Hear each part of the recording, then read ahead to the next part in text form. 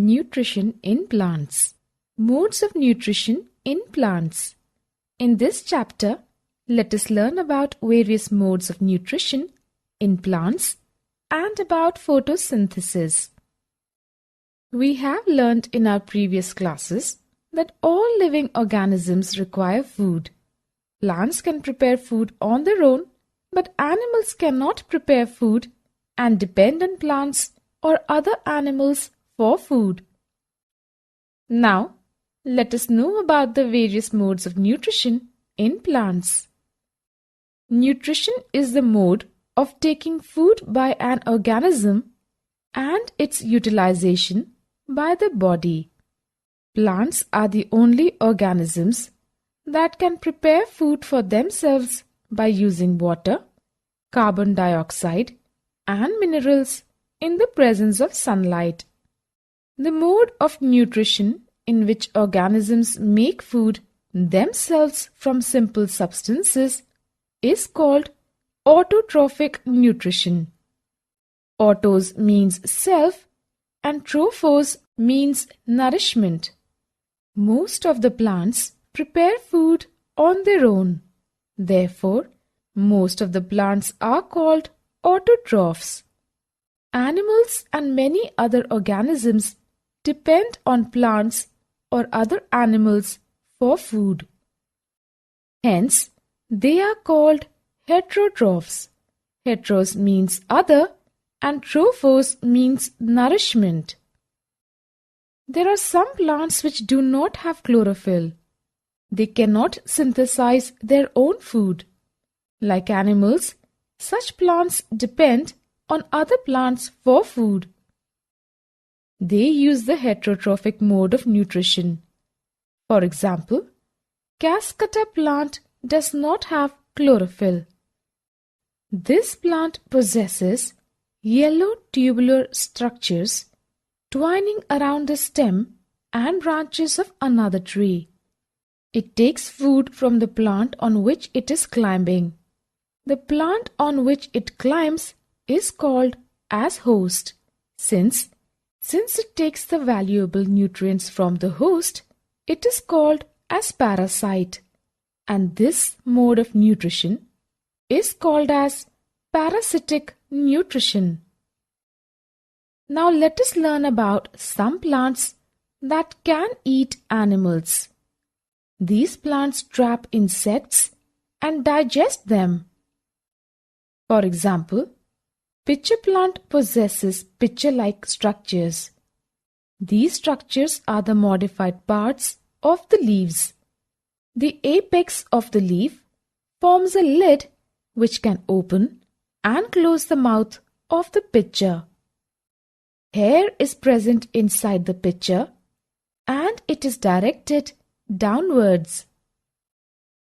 When an insect lands in the pitcher, the lid closes and the trapped insect gets entangled into the hair. The insect is digested by the digestive juices secreted in the pitcher. Such insect-eating plants are called insectivorous plants. Now, let us learn about another mode of nutrition called Saprotrophic Nutrition. During rainy season, we might have seen fluffy umbrella-like patches growing on rotting wood. We all might have come across mushrooms which are sold in vegetable markets.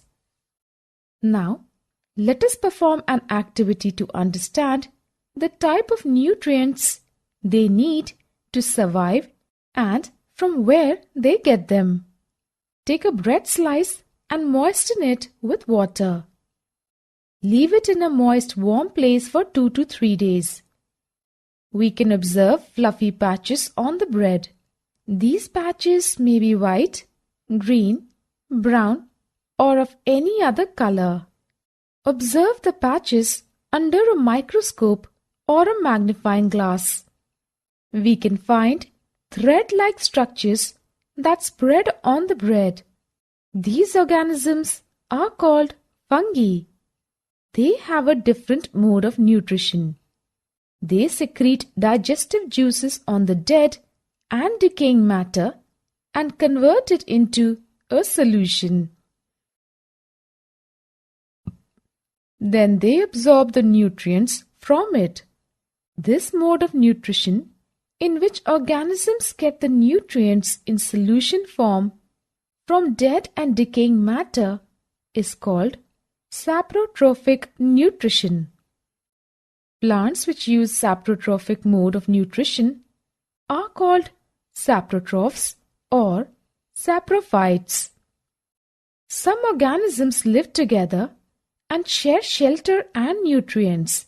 This is called Symbiotic Relationship.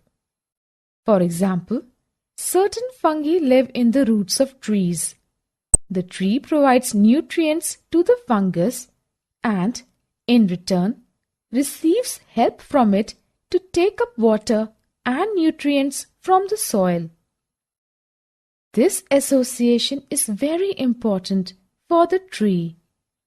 In organisms called lichens, a chlorophyll-containing partner, which is an alga, and a fungus live together. The fungus provides shelter, water, and minerals to the alga, and in return, the alga provides food. Fungi also grows on pickles, leather, clothes, and other articles that are left in hot and humid weather for a long time. There are different varieties of fungus. Fungi like yeast and mushrooms are useful, but some fungi causes diseases in plants, animals, and humans. Some fungi are also used in medicines. Thus, we have learnt about various modes of nutrition. In the next module, let us learn in detail about the food synthesizing process in plants and the areas where food is synthesized in plants.